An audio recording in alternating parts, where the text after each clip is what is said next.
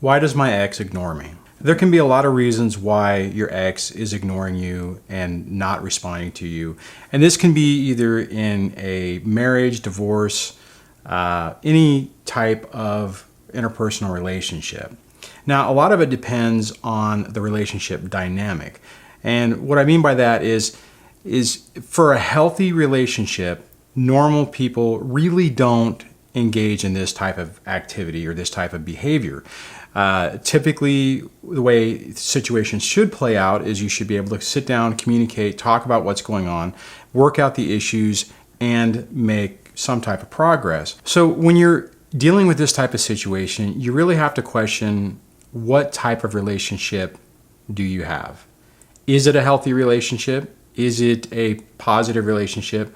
Or is it a toxic or an emotionally abusive relationship? When someone's ignoring you, they're basically doing it for effect. And it's a very typical tactic for control and manipulation. And typically it happens with people who have either really strong narcissistic traits or a full-blown personality disorder, such as narcissistic personality disorder. The thing is, in this type of situation, and you probably have already noticed this, when you try to break through or when you try to have communication, they will just ignore and reject you even more. Then when they feel that they've punished you enough, or they're tired of playing that part of the game, then they will reinstate communication and try to talk to you. Now, this can manifest itself in a couple of different ways.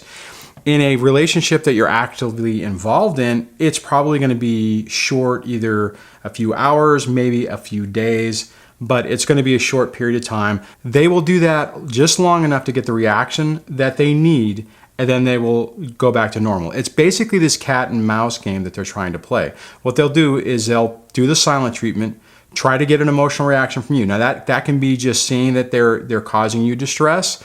It could be that you're actively trying to talk to them or trying to engage with them. Whatever they're looking for as their supply for this little tactic, once they've achieved their goal, then things will go back to a state of normal so that it'll continue that cat and mouse game that I was talking about before. Now, typically what people will do, they'll do one or two different things. They'll either re-engage or try to engage with their ex to start some communication or try to get some closure or talk about, if you have kids, we talk about the kids or whatever it is.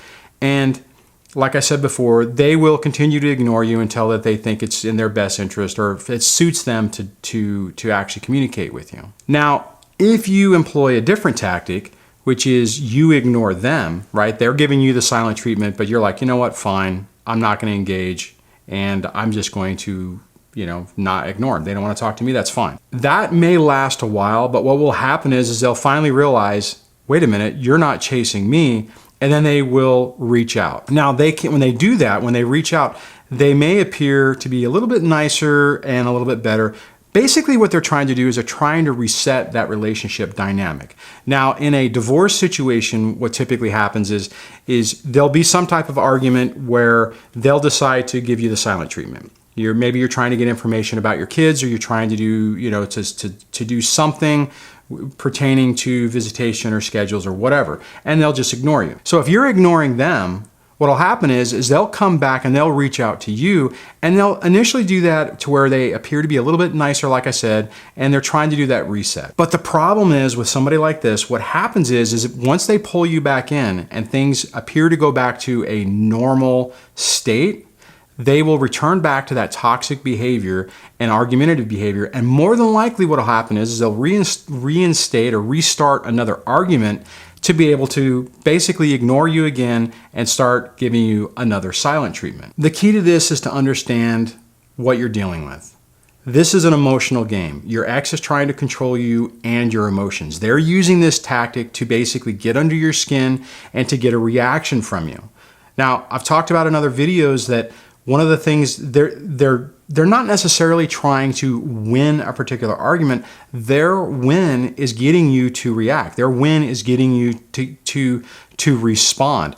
That, that doesn't mean that they have to win the argument. Their victory is you engaging with them on that argument. So if they're giving you the silent treatment and you are chasing after them, that's their win.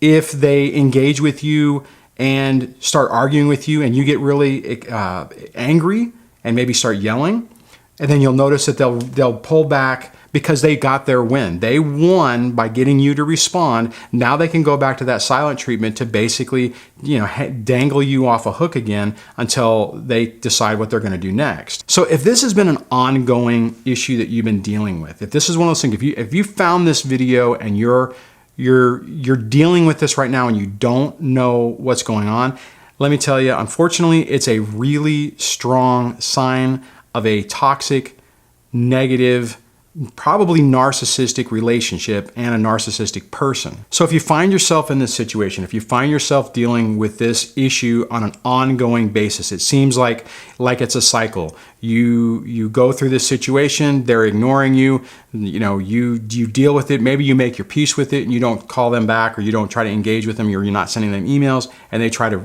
reach back out to you, and it's just vicious cycle. You have to recognize what you're dealing with. And you also have to respect yourself and your own boundaries. That's critical in dealing with these type of situations. Now, this can be really tough whenever you're dealing with it in a relationship because you want a different outcome. You don't want this to be true. But when this type of stuff is happening, it's a really strong indicator that something is seriously wrong with the relationship dynamics. Now, as I was talking about, this can be in a non-ex situation, or maybe it's just a contentious relationship or divorce, or not divorce, marriage, I mean. But if you're seeing these type of signs, you have to do something to start disengaging yourself from that type of emotional abuse. And let me tell you, whenever this stuff is happening, it's emotional abuse. It's not done to do anything other than to cause you distress. All right, if you find yourself at this video and this makes a lot of sense, I would highly encourage you to I'll put a link like up there to a playlist I have of different videos that talk about a mindset for dealing with narcissistic abuse and recovery that can be very helpful when you're trying to deal with this. If you find this video helpful, I release videos every Monday, Wednesday, and Friday at midnight. I also do a live stream every Tuesday, so you can check that out. If you hit the subscribe button and you hit the bell notification, YouTube will actually tell you about what's coming up and notify you whenever I have new videos and new content. If you like this video, give it a thumbs up. If you like the channel, please subscribe. And I will talk to you guys in the next video. Take care. Bye.